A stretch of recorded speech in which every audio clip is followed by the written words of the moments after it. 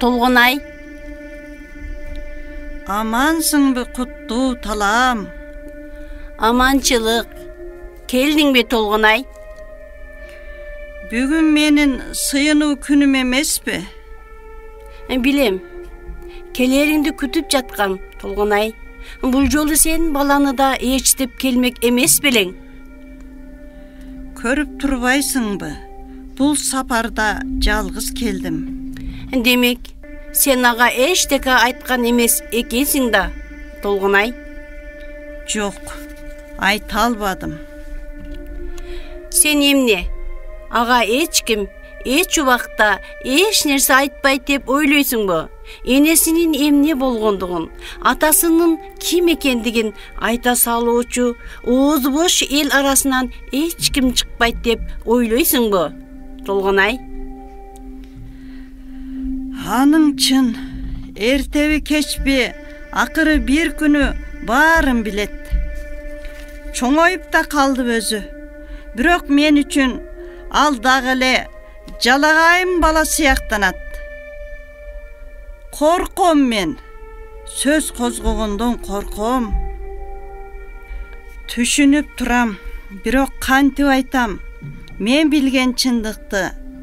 Сырдашым касиеттүү жер, сен билген чындыкты, элдин баары билген чындыкты, жалгыз гана ал билбейт. Ал эми аны укканда эмне дээр экен? Кандай ойлорго кабылып, кептин аныгына жете алар бекен? Ал али бала бойдон. Окуянын баары жөн эле айтып берүүчү жомок эмес. Айланып келип, бир пикирге такалам.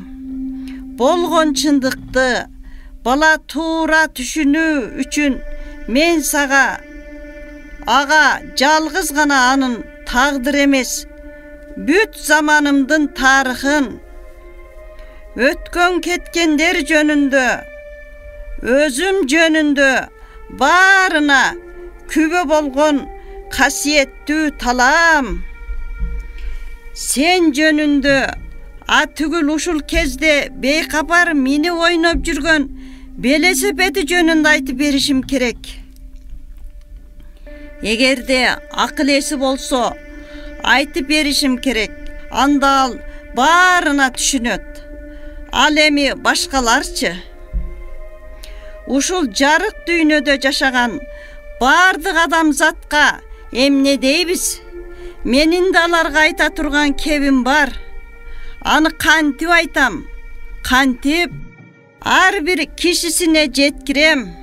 Айланайын жер, сен айткан жан боордош жер. Отур, буттарың да оорук жан эмеспи?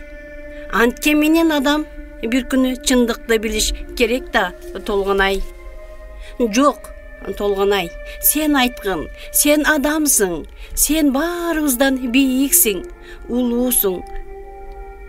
Сен энесиң, Толгонай.